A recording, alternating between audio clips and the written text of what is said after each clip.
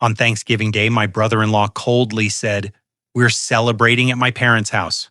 Don't come." I didn't argue.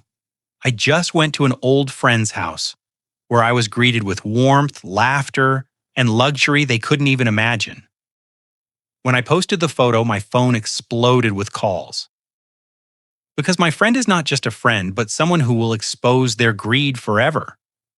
Before we continue, please subscribe to the channel and write in the comments what time it is where you are now. The groceries covered my kitchen counter like evidence of optimism. Cranberries, fresh herbs, the expensive butter my wife used to insist on for her famous rolls. I'd been cooking since yesterday morning following recipes I'd watched her perfect over 30 years of marriage. Bula didn't knock. She had a key, though she rarely used it.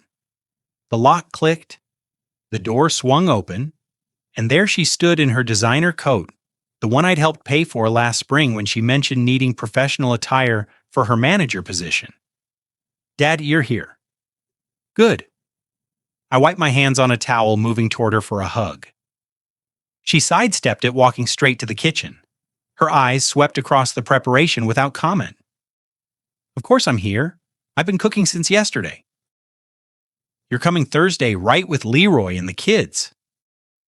She set her purse on the counter, not meeting my gaze. "About that, we need to talk. Actually, first, I need a favor."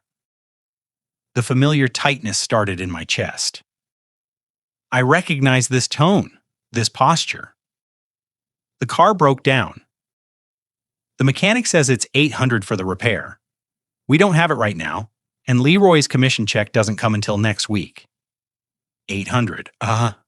What's wrong with the car? Something with the transmission. I don't understand all the technical stuff. Can you help? My hand reached for my wallet before my brain caught up muscle memory from 3 years of this dance. Of course, family helps family. I counted out $800 bills.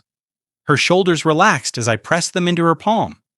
She folded them quickly, tucked them into her purse with practiced efficiency. "Thanks, Dad. I really appreciate it." She was gone within 15 minutes. No mention of Thursday, no comment on the food I'd prepared, no hug goodbye. The next evening, I was setting the dining table when my phone rang. I'd extended the table to seat 6, Beulah, Leroy, their 2 kids, my neighbor's daughter, who helped me with the shopping. I was placing the good silverware, the set my wife had inherited from her mother. "Merle, it's me about Thursday." Leroy's voice carried that flat, administrative tone he used when delivering bad news to clients. I froze, fork suspended above a plate. "Yes, what time should I expect you?" "That's the thing. We're celebrating at my parents' house." "Don't come. It'll be a small circle. Just close family." The fork trembled slightly in my hand. I set it down with careful precision. "I see. My mother already cooked for her guest count." "You understand, I understand." The line went dead. I stood there, phone still pressed to my ear, listening to silence. Through the kitchen doorway, I could see the cranberry sauce cooling on the counter. My wife's recipe, the one she'd taught Bula when she was 12? I moved slowly, methodically removed the extra plate settings one by one. Each piece of china returned to the cabinet was a small, deliberate act. Fork, knife, spoon, plate. My face remained expressionless in the darkening window's reflection. Later, I sat in my recliner, the leather worn smooth in places where my wife used to rest her head against my shoulder. The mantel across from me displayed family photos in chronological order. Beulah at graduation, Bula's wedding, Bula's kids at various ages. My late wife smiled from the center frame, frozen at 56, 3 years before the cancer took her. I pulled out my laptop, opened my banking app, started scrolling through transactions. The pattern emerged like a crime scene coming into focus under forensic light. March 200 emergency medical bills, June 2 $800 roof repair, September 3,500 Leroy's car accident deductible, November 900 kids dental work, 3 years of this $47,000. Every request preceded by renewed contact. Every payment followed by weeks of silence. Close family. just close family. I said it aloud to the empty room, and the bitterness in my voice surprised me. My laugh came out sharp, unfamiliar. 3 years, $47,000. Every time she calls, I think this time will be different. This time she wants to see her father, not his wallet. I pulled up my call log. 5 incoming calls from Beulah this year. I checked my text messages. 3 texts, all requests or logistics, never conversation. I walked to the hallway where more photos lined the wall. Studied each one with the careful attention I used to give fire inspection reports. In this one, Beulah's birthday. 3 years ago, her smile was radiant. That was right after I'd paid her car down payment. This one from Christmas 2 years ago, taken the week after I'd covered their mortgage payment when Leroy's commission got delayed. In every photo where she looked genuinely happy, there was a recent transaction. In the casual snapshots, family dinners from years ago when my wife was alive, Beulah's expression was different, present, real. I returned to the recliner as midnight approached. The house was too quiet. The food I'd prepared would spoil before I could eat it all. The dining table stood bare in the next room, a monument to rejected hospitality. But something had shifted. The hurt was still there, raw and immediate. Yet underneath it, something harder was forming. Something cold and calculating. I'd spent 30 years as a fire captain analyzing situations, making tactical decisions under pressure. If they only valued money, they needed to understand what they were losing, not through confrontation. That would only make me look bitter, desperate. No, they needed to see what my life could be without them. What I could do with $47,000 a year when I wasn't pouring it into a bottomless well of ingratitude. The plan wasn't fully formed yet. But as I sat in the darkness, staring at those photos, I felt something I hadn't felt in 3 years. Purpose. Thanksgiving morning found me in the same chair, still wearing yesterday's clothes. I hadn't slept. Dawn crept through the windows, illuminating the dining table in the next room. 6 place settings last night, 0 this morning. The math of abandonment. Coffee went cold in my hand. I'd made it at some point, couldn't remember when. The prepared food sat in the refrigerator, sealed in containers that would never be opened. My wife's cranberry sauce, the herb butter, for rolls, all of it pointless now. My phone lay face down on the side table. I'd placed it that way deliberately, didn't want to see the screen, didn't want to confirm that Beulah wouldn't call, wouldn't text, wouldn't acknowledge the casual cruelty of yesterday's exclusion. At 9:47, the phone buzzed. I almost let it ring through to voicemail. Didn't recognize the number, but old instinct, 30 years of emergency calls, made me pick up on the 4th ring.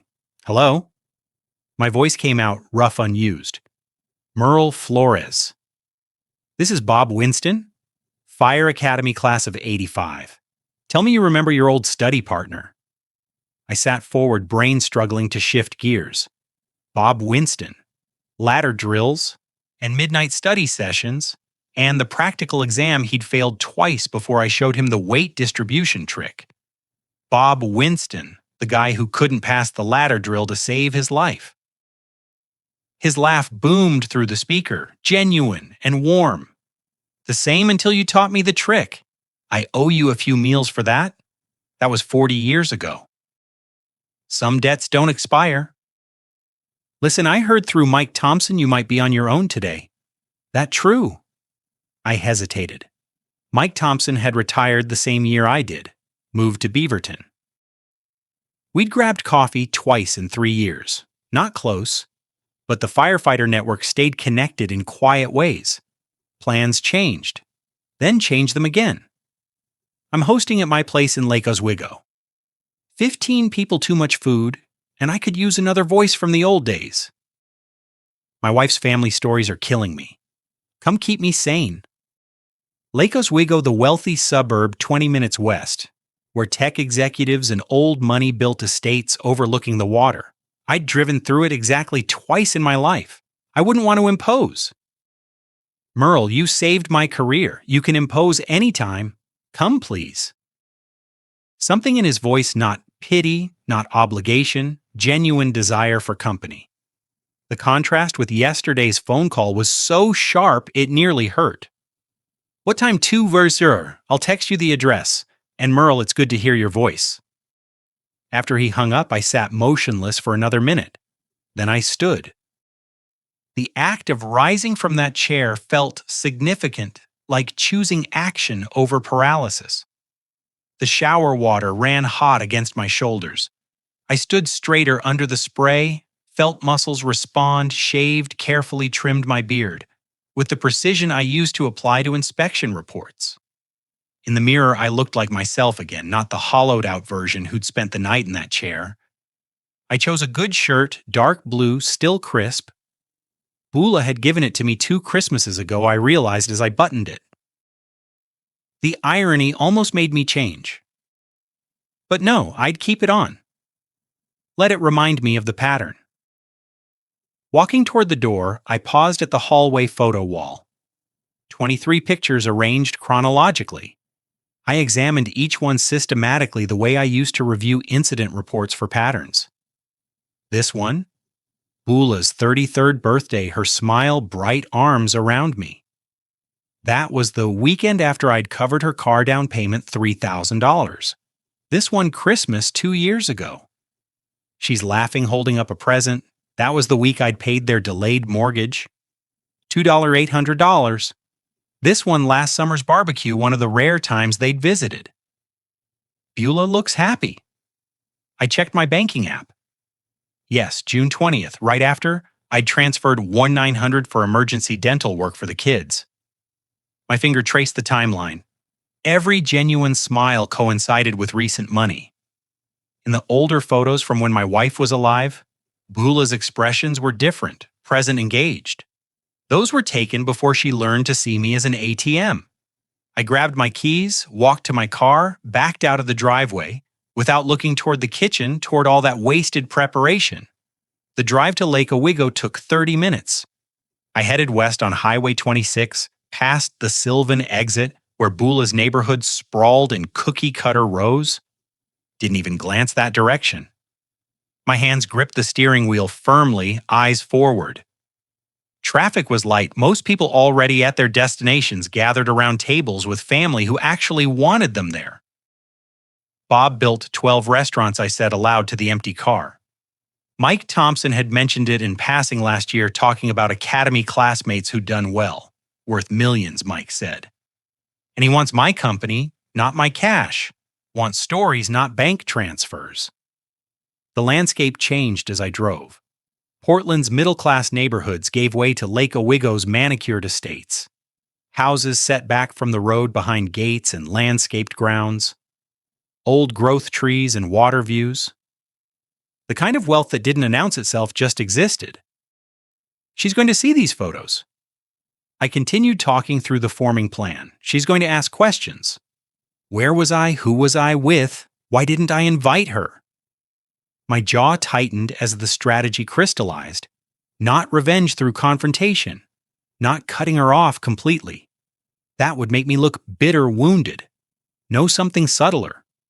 Show her a life she's not part of. Show her what money can buy when it's not being drained away in $800 increments. Let her wonder. Let her calculate what she's missing. Let her see her father living well, comfortable, connected, enjoying the fruits of his retirement without needing her at all. The GPS announced my exit. I turned onto a tree-lined street where houses sat on acre lots, each one a statement of arrived success. Bob's place would be impressive, I realized, and that was perfect because Beulah was going to see the photos. She monitored my sparse social media. I'd noticed her likes, her occasional comments designed to maintain the illusion of connection.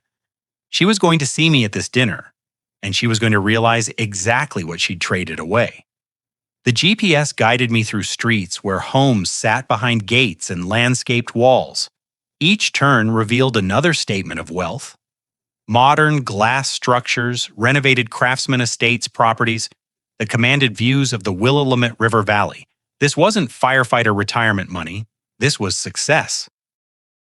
Bob's address brought me to Rot Gates with a security camera and intercom. I pressed the button, heard a crackle. Merle, finally. Bob's voice boomed through the speaker. The gates swung inward. I drove through parking between a Tesla and a Mercedes SUV. The house rose before me. 3 stories of contemporary architecture, floor-to-ceiling windows, a terrace overlooking the valley. I sat in my car for a moment, hands on the wheel, and took a breath. Bob opened the door before I reached it. He extended his hand formally, then pulled me into an embrace. I stiffened, unused to genuine affection after 3 years of transactional hellos. But his grip was firm, real. I found myself relaxing into it. Look at you. You haven't aged a day since the academy. You're lying, but I appreciate it. This place, Bob, the restaurant's paid off. Come in. Sarah's been cooking since yesterday.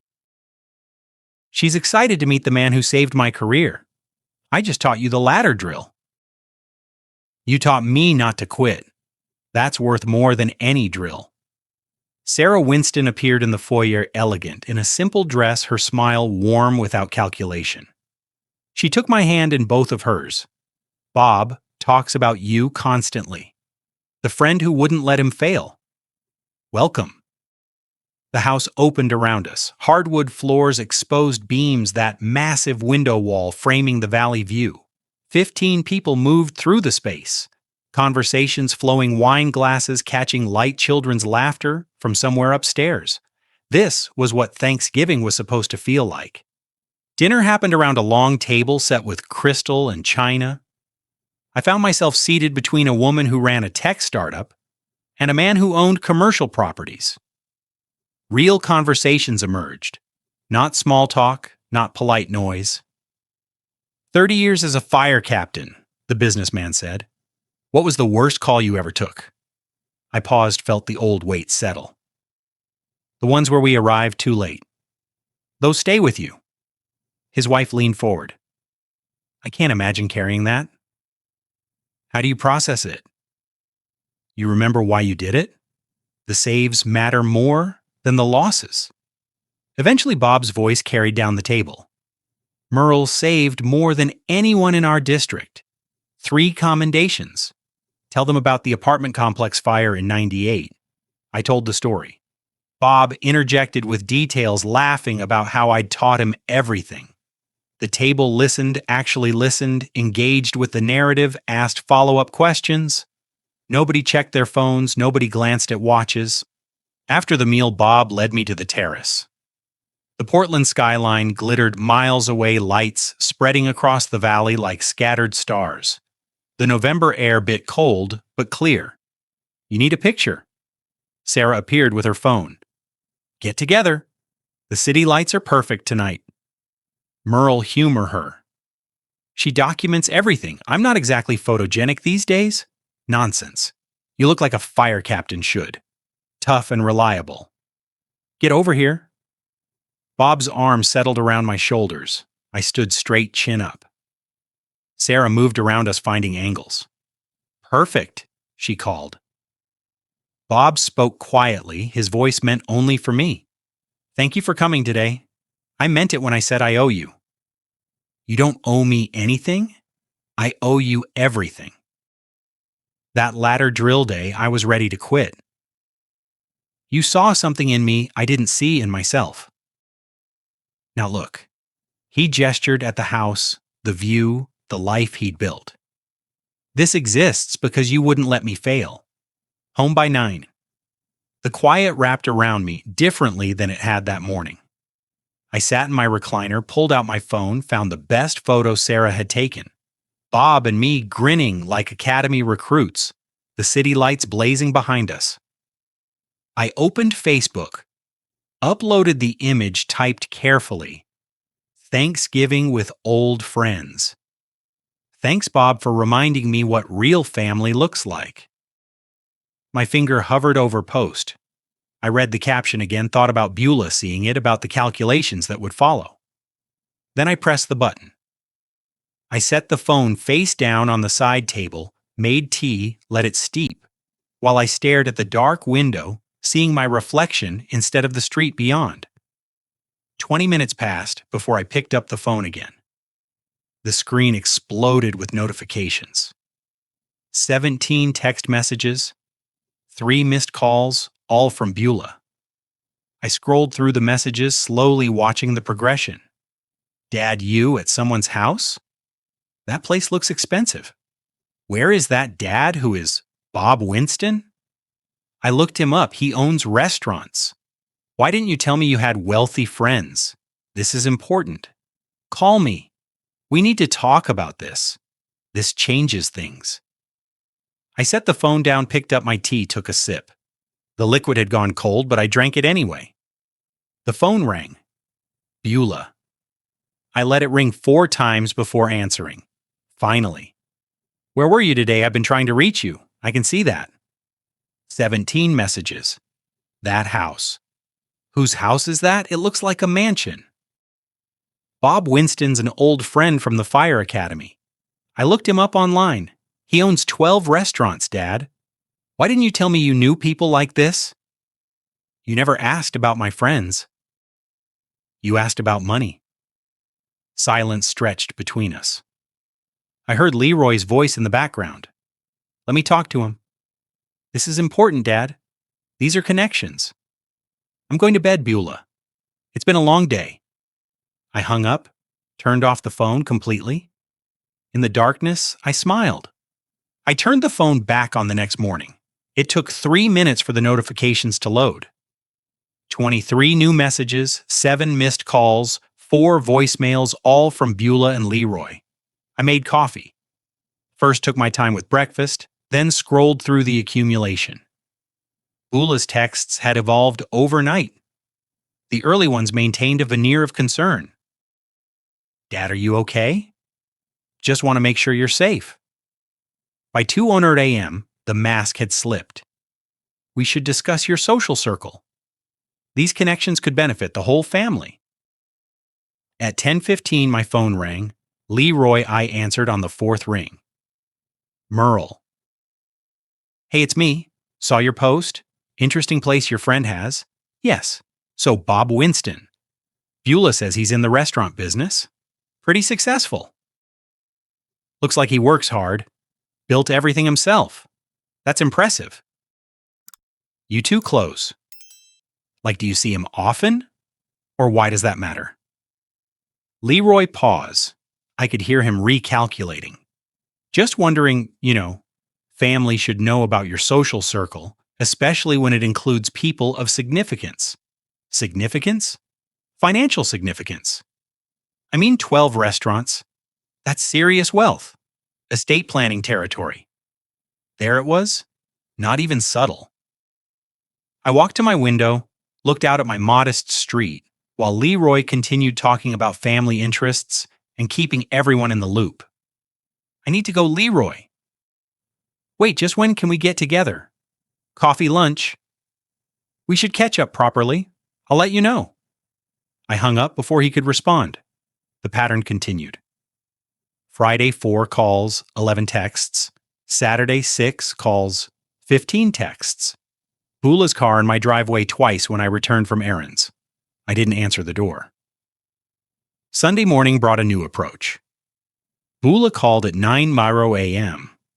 Her voice soft, calculated. Dad, about Thanksgiving. I feel terrible about the misunderstanding. What misunderstanding we could have had you over? Leroy's mom had mentioned she might not have enough seating, but she managed. We just thought you'd feel uncomfortable with people you don't know. But I spent Thanksgiving with 15 people I barely knew. I felt wonderful. That's different. It is. They wanted me there. They valued my company, not my wallet. Sharp intake of breath. That's not fair. You needed $800 on Tuesday. By Wednesday, I wasn't close enough family for Thursday. Friday, I'm suddenly important again. What changed, Beulah? That's not we care about you. You care about Bob Winston's net worth. You Googled him before you called to see if I was okay. I was concerned. You were calculating like you always calculate. Every visit, every call, every text, you're counting what you can extract? Silence. Then her voice turned cold. You're being cruel. I'm being honest. For the first time in 3 years, I'm being honest. I ended the call, sat in my recliner staring at the family photos on the mantel. Same photos I'd studied days ago, seeing the pattern emerge. Now I saw something else. A timeline of my own, enabling my own willingness to be used because I was terrified of losing the only family I had left. But I'd already lost them. That loss happened years ago when my wife died and the buffer between us dissolved. I'd just been too desperate to see it. Monday morning, I sat at my computer, opened a search window, typed estate planning attorney, Portland. Reviews appeared. I read carefully, making notes on a legal pad. Patricia Morrison, 15 years experience specializing in complex estates and will modifications. Her testimonials mentioned protecting assets and ensuring proper inheritance distribution. I dialed her office at 10:00 a.m. Morrison Estate Law. How can I help you? I need to schedule a consultation regarding estate planning and will modification. Of course. May I ask what prompted this decision? I need to ensure my assets go where they're appreciated. Brief pause. The receptionist's voice warmed with understanding. I see. We have an opening tomorrow at 2 p.m. Would that work perfect? I'll bring all relevant financial documents. Excellent. Ms. Morrison will look forward to meeting you, Mr. Flores. Merle Flores. After hanging up, I pulled out my filing cabinet. Bank statements, investment portfolios, property deeds, insurance policies, everything organized meticulously. The fire captain and me never left. I spread the documents across my dining table, reviewing the numbers. Retirement pension, $4,200 monthly, Social Security $100 monthly, investment accounts $340,000, home value $425,000 paid off, life insurance $500,000, total estate value approximately $1,265 million, more than enough to matter. More than enough to make them desperate. I gathered the documents into a folder, set it by the door for tomorrow's appointment. My phone buzzed. Another text from Beulah. Dad, please. Can we talk, really talk? I typed back. I have an appointment tomorrow. We can talk after that. Her response came immediately. Appointment for what? Are you okay? Is it medical? I smiled, turned off my phone, and went to make dinner. Let her wonder. Let her calculate. Let her spend the night imagining worst-case scenarios about my health, my estate, her access to both. Tomorrow, I'd start building walls she couldn't climb. Tomorrow, I'd ensure that the pattern of exploitation ended permanently.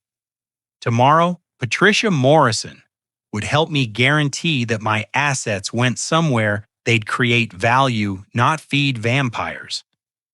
The text arrived Tuesday morning. Dad, can we please talk in person? Just coffee. I waited 3 hours before responding. Let her wonder, let her calculate, finally type back. Tomorrow, downtown Bernie's Coffee, 10:00 a.m. Her reply came within seconds. Thank you, we'll be there. We, of course, Leroy would come. They operated as a unit when money was involved. Wednesday morning, I arrived at Bernie's 15 minutes early. Chose a corner table with clear sightlines to the entrance, the street, the restrooms. Old habit from fire scenes. Always know your exits. Always maintain awareness. The barista brought my black coffee. I thanked her by name, reading it from her tag. Thanks, Jennifer. Through the window, I watched them park at 10:07. Beulah checked her makeup in the visor mirror. Leroy adjusted his collar, preparing for performance. When they entered, Beulah's smile stretched too wide. Leroy's handshake gripped too firmly. Dad, you look good. Are you sleeping okay? Eating well? Same as always. They settled across from me. Leroy flagged Jennifer for their orders. Complicated drinks with multiple modifications. I waited, sipping my plain coffee. That was quite a Thanksgiving you had Leroy started. Looked like a nice gathering. It was.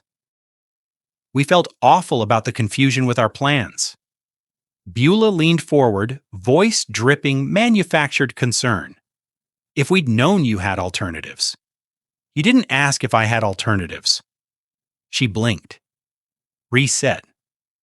Well, anyway, we're glad you weren't alone. This Bob Winston, you've known him a long time.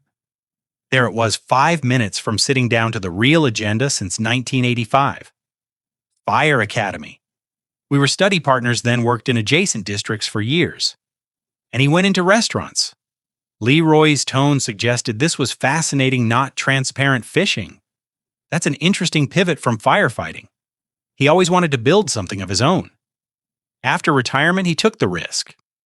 Started with one small place in Beaverton. Grew from there. Now he has 12 across Oregon. 12 Beulah's eyes widened. That's incredible. You must be proud of your friend. I am. He earned everything he has. Their drinks arrived. Beulah barely acknowledged Jennifer, too focused on extracting information. Do you see him often? Leroy stirred his latte slowly. Like, is this a regular thing? Or was Thanksgiving special? We lost touch for a few years. He reached out when he heard I might be alone for the holiday. How did he hear that Beulah's question came quick sharp? Firefighter network. We stay connected. People check on each other. That's so sweet. Her voice saccharine. You never mentioned you had such successful friends, Dad. You never asked about my friends. You ask about money. There's a difference. Silence dropped like a curtain. Beulah's fingers tightened around her cup. Leroy's jaw worked. Come on, Merle. Leroy attempted humor. His salesman's recovery. You can't blame us for being curious about the mansion photos. Curious about what exactly the house, the success, or what it might mean for you. Dad, that's not fair. Bob Winston values me because I taught him not to quit, because we saved lives together, because we're friends. I leaned forward slightly, not because of what I can give him. Maybe you should think about what you value. Beulah's face flushed. Leroy's forced smile evaporated. I stood. Place exact change on the table for my coffee plus tip. Not a penny more. I need to go. I have an appointment tomorrow that requires preparation. What appointment? Beulah's voice rose slightly. Is everything okay? Everything's fine. I'm handling some personal business. What kind of business? Leroy stood to, blocking my path slightly. I met his eyes, held the gaze until he stepped aside. Personal, as I said. Enjoy your coffee. I walked out into November, cold, crossed the street, to my car, didn't look back. Immediately started the engine, adjusted. The mirror gave myself a reason to glance toward the coffee shop. They sat close together, heads bent, in intense conversation. Beulah's phone came out. Leroy gestured emphatically. I could imagine the exchange. Personal, business. What does that mean? I don't know, but if he has friends with that kind of money. I pulled into traffic, headed home. Let them calculate. Let them Google Bob's net worth, his properties, his success. Let them wonder what other assets their father might have, what other wealthy friends might be in his circle. Because tomorrow I'd start building walls they could never breach. Tomorrow I'd ensure their greed met a locked door with no key. The appointment with Patricia Morrison wasn't just about protecting my money. It was about reclaiming agency. They'd spent 3 years treating me like a resource to be mined. Tomorrow I'd become granite. Back home, I laid out the documents again. Bank statements, text, message, screenshots, social media posts, the evidence of systematic exploitation, 3 years of emergencies that were never emergencies, just sophisticated theft dressed as family need. I'd present this to Patricia not as complaints, but as facts, not as emotions, but as data. Tomorrow would be the first concrete step in ensuring my legacy went somewhere. It mattered. Somewhere it would create value, not enable vampires. Patricia Morrison's office occupied the 12th floor of a downtown Portland building with views of the Willow River. I arrived 20 minutes early, manila folder squared on my lap, waiting room chair positioned where I could see both the elevator and the office entrance. Other clients came and went. A young couple relieved expressions. An older woman, tissue crumpled in her hand. At 153, the receptionist called my name. Mr. Flores. Ms. Morrison will see you now. Patricia's office was professional warmth. Law books lining shelves framed Oregon Bar Certificate family photos, showing her with adult children, genuine smiles in those pictures, arms around each other, the kind of family that functioned. She stood, extended her hand. Firm grip, direct eye contact. Mr. Flores, thank you for coming in. Please sit. Your initial call mentioned estate planning and will modification. What's prompted this decision? I set the folder on her desk, but didn't open it yet. I need to ensure my assets go to people and organizations that value what I've built. I see. Has something specific happened? I've had a revelation about who values me versus who values my wallet. She nodded slowly, settling into her chair. That's more common than you might think. Tell me more. I opened the folder. 3 years of bank statements, highlighted entries, text message, screenshots, social media posts, organized chronologically, cross-referenced, a fire captain's attention to evidence. Over 3 years, I've given my daughter $47,000. Each time she claimed an emergency. Each time the money went somewhere else. Patricia pulled the documents closer, began reviewing. Her pen moved across the pages, occasionally pausing at specific entries. These text messages show her requests. Did you verify the stated purposes? At first, yes. She was my daughter. I trusted her. Then I noticed the pattern. Urgent call money, transferred silence for months until the next emergency. She looked up from a social media screenshot, and these posts show a vacation in March 2023, 2 weeks after claiming $8,000 in medical bills. I kept my voice level. I'm not a fool, Miss Morrison. I'm just done being treated like one. Walk me through a few of these. Let's start with the largest single amount, August 2023. She said their roof was failing, water damage imminent, contractor needed deposit immediately, $8,600. I wired it that afternoon. And the actual use, her husband posted photos of their new 75-inch television and sound system. Gaming setup, no mention of roof repairs. I pulled out another document. Their roof is fine. I drove by to verify. Patricia's pen paused. You verified this. I'm methodical. Comes from 3 decades of investigating fire scenes.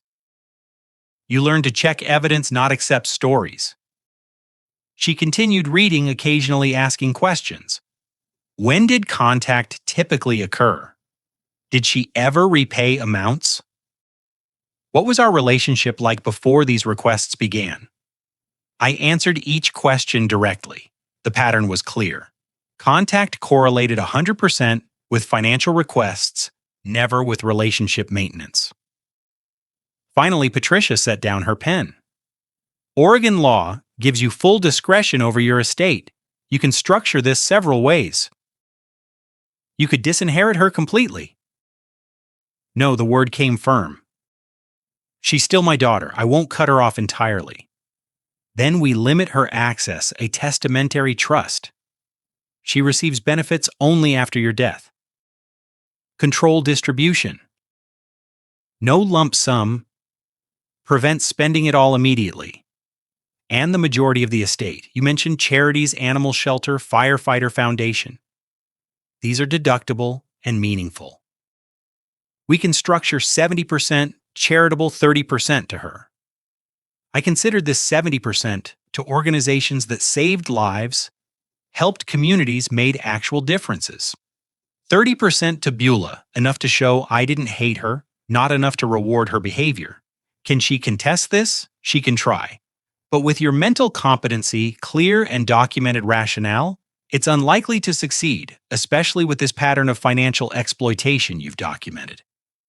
What else should I consider? Living trust for current assets protects them while you're alive. You maintain control, but they're shielded from claims or manipulation. If she tries to pressure you for money, the trust makes it impossible. How long does this take? This will cost $3,500. That includes the new will living trust and all necessary Oregon state filings, documents ready in 1 week. I pulled out my checkbook, wrote $3,500 without hesitation, tore the check cleanly along the perforation. When can I sign? I'll have everything prepared by December 5th. You'll need 2 witnesses who aren't beneficiaries. I'll bring my friend Bob and his wife. Perfect. She took the check, made a note. Once signed and notarized, this becomes your governing estate document. Your daughter won't know unless you tell her. Oh, I'll tell her. I stood gathering my documents. When the time is right. We shook hands. Patricia walked me to the door. Mr. Flores, you're doing the right thing. Protecting what you built isn't selfish, it's wise. Outside, the afternoon sun cut through downtown buildings. I walked to my car feeling lighter than I had in weeks. Not vindictive, not angry, just clear. For 3 years, I'd operated from fear. Fear of losing my only family, fear of dying alone, fear that saying no would push them away permanently, but they'd already pushed themselves away. They'd reduced our relationship to transactions. Made me a resource instead of a father. Now I was taking control back not through confrontation or cutting them off, but through legal protection and strategic distribution of my legacy. 70% would go where it mattered. 30% would be enough. December 5th couldn't come fast enough. The next 3 days passed quietly. I reviewed Patricia's preliminary documents, made notes for the December 5th signing, tried not to think about Beulah's escalating calls. 6 in 2 days, each voicemail more urgent than the last. December 2nd, late morning, I was reading when I heard a car in my driveway through the window Beulah's SUV. Before I could react, my front door burst open. Grandpa. Lucas and Emma ran in, their voices bright with genuine excitement. I barely had time to close the folder of legal documents before Emma launched herself into my arms. Behind them, Beulah and Leroy entered, more slowly watching. We missed you. Mom said we could finally visit. I held Emma close, looked at Lucas taller than I remembered. I missed you both so much. Let me look at you. You've grown. I'm in 1st grade now. Emma squirmed with pride. I can read chapter books. Chapter books. You'll have to read me one. Beulah stood near the kitchen doorway, not sitting. They've been asking about you constantly. I met her eyes over Emma's head. Then why has it been 4 months? She didn't answer. Leroy moved to the window, hands in pockets, surveying my living room like an appraiser. For 10 minutes, I forgot everything else. Lucas showed me his school project, a diorama of the solar system carefully constructed. Emma insisted her stuffed rabbit needed my special hug. These moments were pure, uncomplicated. Their love was real. But Beulah and Leroy remained standing, not settling in, not relaxed, waiting. Leroy started casually, voice too smooth. We've been looking at houses in West Lynn. Great schools, safe neighborhood, found one we love. I continued, helping Lucas adjust a planet that had come loose. Sounds like you've made a decision. Almost. Just need to finalize financing. You know how banks are. They want 20% down these days. On a $300,000 house, that's $60,000. My hand stilled on the diorama. That's a significant amount, but worth it for the children's future. Don't you think Beulah's voice had that familiar sweetness? The tone she used when asking for money? Lucas looked up at me, confused by the sudden tension. I kept my face calm for him. West Lynn has the top-rated elementary school in the county. Leroy warmed to his pitch. Lucas would have access to advanced programs, and Emma could walk to school, Beulah added. It's 3 blocks from the house we found. I stood putting distance between myself and the children. This isn't an emergency. This is a lifestyle upgrade. The kids need space to grow. Our current house is too small. Your current house has 3 bedrooms. It's adequate. Dad, don't you want your grandchildren in a good neighborhood with good schools? Boula's voice rose slightly. Dad, we're family. We know you have savings. You've helped us before. I'm not a bank. Emma looked between us, her smile fading. Lucas clutched his diorama protectively. Leroy's casual facade cracked. You're being selfish, Merle. Your friend has millions, and you have enough saved. We know you do. Family helps family. Family. The word came out sharp. Where was my family on Thanksgiving? I sat alone in this house while you celebrated elsewhere. We explained that. You explained nothing. You excluded me. Then you saw photos of Bob's house and suddenly remembered I'm family. That's not fair. We're asking for help for your grandchildren. No, you're using my grandchildren to manipulate me. There's a difference. Emma started crying. The sound cut through me like broken glass. Beulah swept both children toward the door, her face tight with fury. Come on, kids. Grandpa needs time to think about what's important. I know exactly what's important, and I know what isn't. Leroy stepped close, voice dropping to a threat. Don't expect us to keep bringing the kids around if you're going to reject your own family. You mean, don't expect you to use them as leverage. Understood. Dad, you're making a mistake. The only mistake was thinking you'd change. Emma twisted in Beulah's arms, reaching for me. Grandpa, why are we leaving? I couldn't answer. Watch them rush to the car. Emma dropped her stuffed rabbit on the walkway. I picked it up, walked to the car before they pulled away, handed it through the window to her. Our eyes met. She didn't understand. How could she? They drove away. I stood in my driveway watching until the SUV disappeared around the corner. Inside, the house felt emptier than before. Lucas's diorama sat on my coffee table, one planet still loose. I fixed it carefully, then set the whole thing by the door. Maybe I could return it, maybe not. The rabbit Emma dropped had left a small impression in the carpet where it landed. I stared at that mark for longer than made sense. $60,000, 6 times their largest previous request, and framed as being for the children they'd kept for me for 4 months until they needed something. I picked up my phone, called Patricia's office, left a message confirming December 5th appointment. No changes to the plan. Proceed as discussed. Then I sat in my recliner and let myself feel the cost of choosing dignity over manipulation. It was steep, but I'd pay it. That night I barely slept. Emma's confused face haunted every time I closed my eyes. By dawn I was sitting at my kitchen table, coffee growing cold in my cup. Emma's stuffed rabbit sat on the chair beside me. I'd taken it from the car before they left. Kept it maybe as evidence of what they'd done.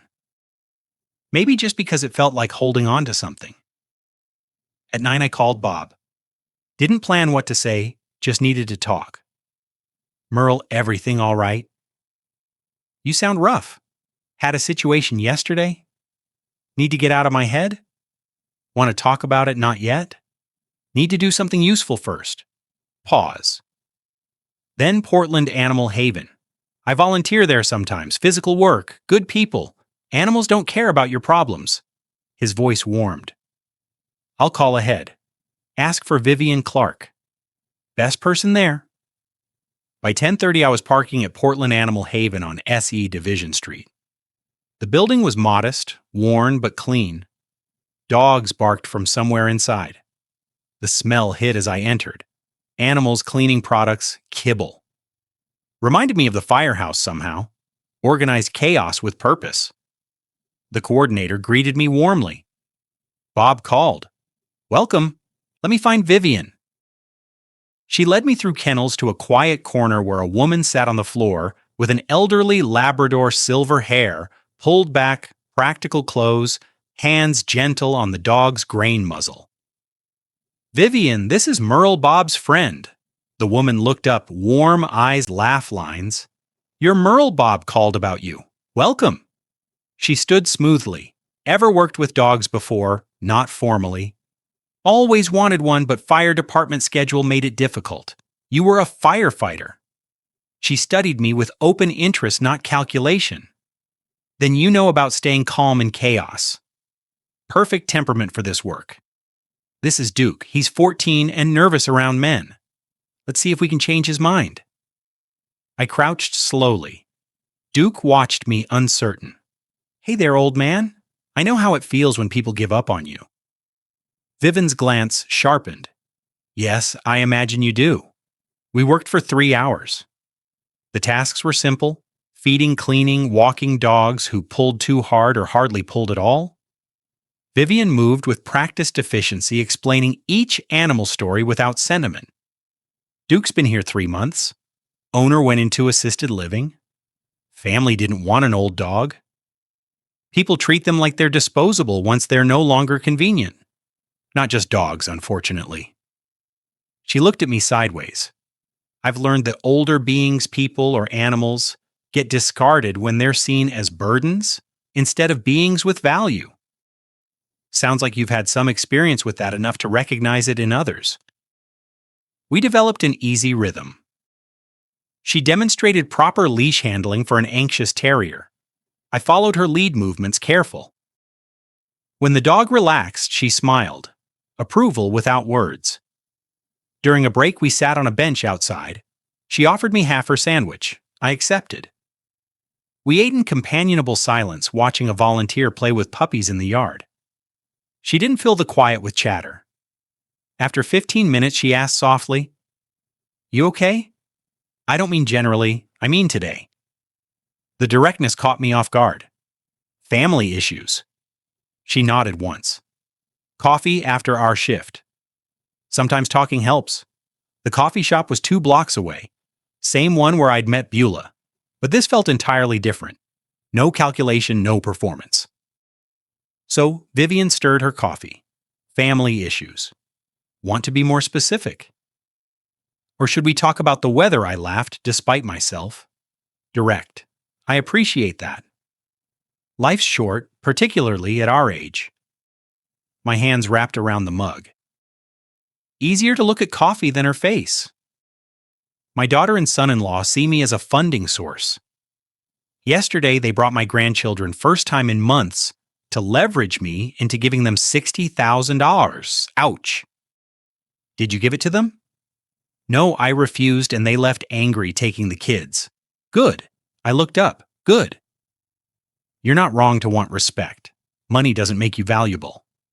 She leaned forward slightly. Your time, your care, your presence, that's what matters?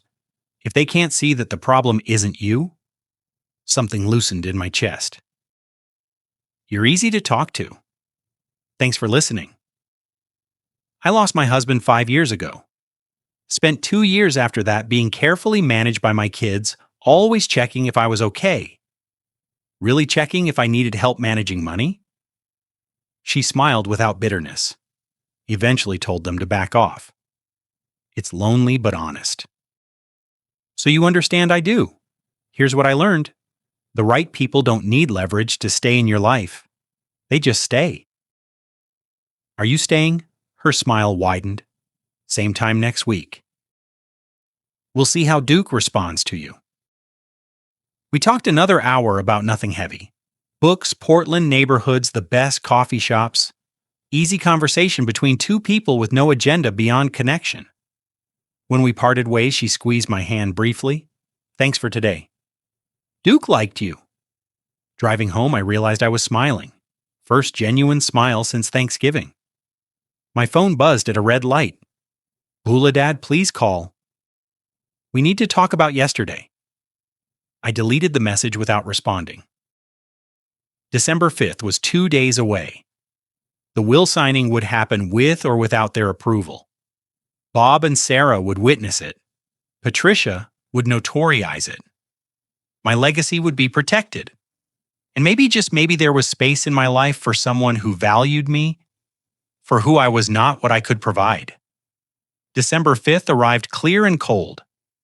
I drove to Patricia Morrison's office at noon, the manila folder with my signed engagement letter on the passenger seat. Bob and Sarah were meeting me there, witnesses to this moment, supporters of this decision. Patricia's conference room overlooked the Willet River. Winter sun slanted through windows, catching the polished table where the documents waited. New Will Living Trust. Everything organized in neat stacks. Bob and Sarah arrived minutes after me. Sarah hugged me quickly. Ready for this? More than ready. Patricia entered with her notary, spread the documents before me. Mr. Flores, do you understand that this will supersede all previous testamentary documents? I understand completely. And you're making these decisions of your own free will without coercion. This is the first truly free decision I've made regarding my estate in years. She walked me through each section. The charitable designations: Portland Animal Haven, Oregon Firefighters Burn Institute. 70% of everything the testamentary trust for Beulah, 30% controlled distribution, no lump sum the living trust protecting current assets from manipulation or pressure. I signed each page deliberately, my initials where required. The pen felt good in my hand, solid, purposeful. Each signature was an act of reclamation. The notary stamped each document. The sound satisfied something deep in me. Final binding protected. Patricia shook my hand. Your estate is now protected according to your wishes. Bob clasped my shoulder. Proud of you, brother. I'm learning from the best. We stopped for coffee afterward, the three of us. Bob raised his cup to protecting what matters. I touched my cup to his, then Sarah's. Simple gesture, profound meaning. How do you feel? Sarah asked gently. I considered like I just put out a fire that's been burning for 3 years. That evening I called Beulah, kept my voice steady, neutral. I need to speak with you and Leroy tomorrow morning. 10 Euro, my house. It's important. What's this about, Dad? Is everything okay? Everything's fine. I've made some decisions about my estate that you need to know about. Your estate. Dad? What are you talking about tomorrow, face to face? It's not a conversation for the phone. She tried pressing. I deflected. Eventually she agreed. December 6th morning, I arranged the living room deliberately. 2 chairs facing mine. Distance established. 2 manila folders on the coffee table. Copies of the new estate documents. Coffee made but not offered. They arrived at 10 sharp. Unusual punctuality suggesting anxiety. Dad. Beulah's smile was uncertain. Leroy nodded, hands in pockets, eyes scanning my living room like he was appraising it. Sit, please. I gestured to the chairs. I've made changes to my will. You need to understand what they mean. I slid the folders across the coffee table, measured movement, controlled. Open them. Read page 3, section 2. Beulah opened hers first. I watched comprehension dawn. Her hand trembled slightly, turning pages. I've revised my will. The majority of my assets, 70%, will go to charitable organizations upon my death. What she looked up, eyes wide. Dad, you can't be serious. The remaining 30% is designated for you, Beulah, but you'll receive it only after my death through a controlled trust. No advances, no loans, no early access. Leroy's face darkened. Merle, this is ridiculous. We're your family. Exactly, you're my family. Yet for 3 years you've treated me like a bank. $47,000 in emergencies that were actually lifestyle upgrades. Dad, this isn't fair. That money should stay in the family. Fair, the word came out sharp. You excluded me from Thanksgiving dinner. Then you saw Bob's house, and suddenly I was family again. That's not family. That's calculation. We explained that. You explained nothing. You lied. Bob reminded me what real relationships look like. They're not built on transactions. Leroy leaned forward. Your rich friend's been filling your head with ideas. Bob values me for who I am. Can you say the same silence? Heavy. Damning. Leroy stood abruptly. Fine. Don't expect to see your grandchildren again, ever. Something settled in me. Final clear. I'll see them when they're old enough to understand manipulation and choose for themselves. Until then, they're safer not learning your values. But's voice rose. Dad, you're making a terrible mistake. No, the mistake was enabling your behavior for 3 years. I'm correcting it now. I stood facing them both. Live your lives. Build your marriage on something other than my money. Or don't. That's your choice. You'll regret this. Leroy's voice dropped to a threat. The only thing I regret is not doing it sooner. They left the folders on the coffee table too angry to take them. The door slammed behind them. I didn't move immediately. Listen to their car drive away. Watch through the window. As the street returned to quiet, picked up the folders they'd abandoned, filed them carefully in my desk drawer. Done. Not triumph, not victory, just peace. December 8th, I arrived at Portland Animal Haven carrying 2 coffees. Learned Vivian's order, oat milk, latte, no sugar. She was already there working with Duke. The old lab's tail wagged when he saw me. Now you brought coffee. She accepted the cup. Genuine smile. I could get used to this. Consider it payment for putting up with a grumpy retired firefighter. You're not grumpy. Thoughtful. Maybe quiet, but not grumpy. Give it time. I intend to. We worked side by side for 3 hours. I'd learned which tasks suited me. Lifting feed bags, repairing kennel latches, the physical work my body remembered from firefighting years. Vivian managed the emotional labor, coaxing anxious dogs toward trust. During a break sitting on the bench outside, she asked carefully, "How did your serious family conversation go?" I showed them the new will. Told them most of my estate goes to charity. They weren't pleased. I imagine not. How do you feel about it? Lighter, like I've been carrying weight I didn't realize was there. Good weight to shed. The best part, I don't feel guilty. For the first time, I don't feel guilty for protecting myself. She nodded slowly, understanding in her eyes. Walking to our cars after our shift, I stopped, turned to face her, fully hands in pockets. Nervous habit I thought I'd outgrown. Vivian, I'd like to see you outside the shelter properly. Dinner conversation, seeing where this leads if you're interested. She studied my face, seeing past the words to the vulnerability beneath. I was wondering when you'd ask. I'm out of practice. Might be rusty at this. That makes 2 of us. How about Friday? There's an Italian place on Hawthorne. I've been wanting to try. Italian on Hawthorne. Friday at 7. It's a date. December 10th. I retrieve my mail. Among bills and advertisements, a handwritten envelope. Beulah's familiar script. I made coffee before opening it. Needed fortification, the letter was different. No manipulation, no requests, just raw honesty that made my throat tight. I've had time to think about everything you said. You were right. I let Leroy convince me you owed us. That family meant automatic access to your money. I forgot you were my father, not my funding source. I'm sorry, no conditions, just sorry. If you're willing, I'd like to try rebuilding our relationship without money between us. I understand if you're not ready, I'll wait. Love, Beulah. I read it twice, then picked up my phone. I got your letter. Her voice shook. Dad. I didn't know if you'd call. I almost didn't, but I read it twice. You took responsibility, that's new. I've had time to think about what you said. About how I've treated you. You were right. I'm willing to try rebuilding, but on new terms. Respect, not obligation. Relationship, not transaction. Yes, whatever it takes. I want my father back, not my bank. My father. Then let's start there. Small steps, Coffee next week. I'd like that. Her voice caught. Thank you for giving me another chance. After we hung up, I sat with the letter for a long moment.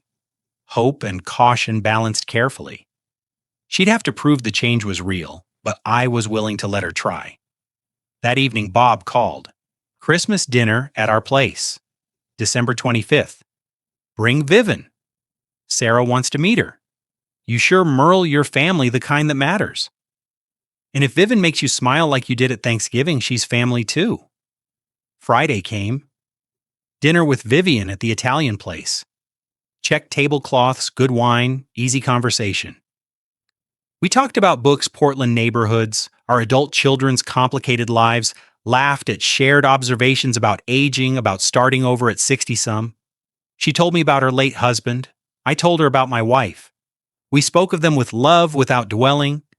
They'd want us to move forward. Walking her to her car, I asked, would you come to Christmas dinner at Bob's house? Meeting the friends already, but her eyes were warm.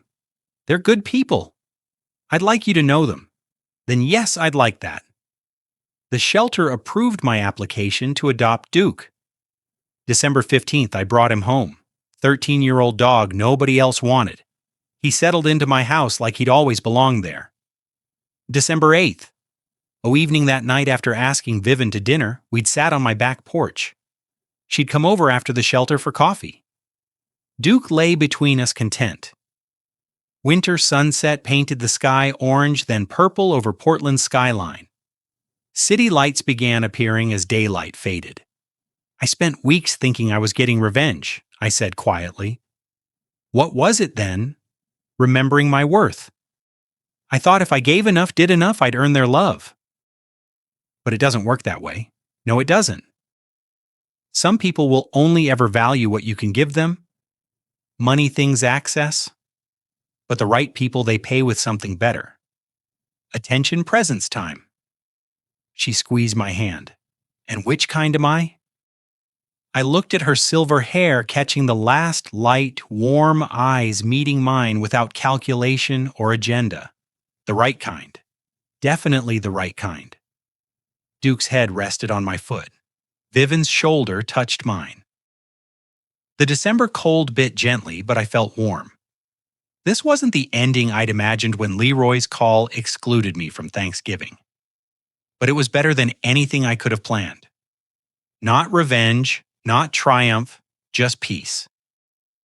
And the knowledge that I had finally learned the difference between being used and being valued. The right people pay with attention. And I'd found my people at last. If you like this story, please like this video, subscribe to the channel, and share your impressions of this story in the comments. To listen to the next story, click on the box on the left. Thank you for watching.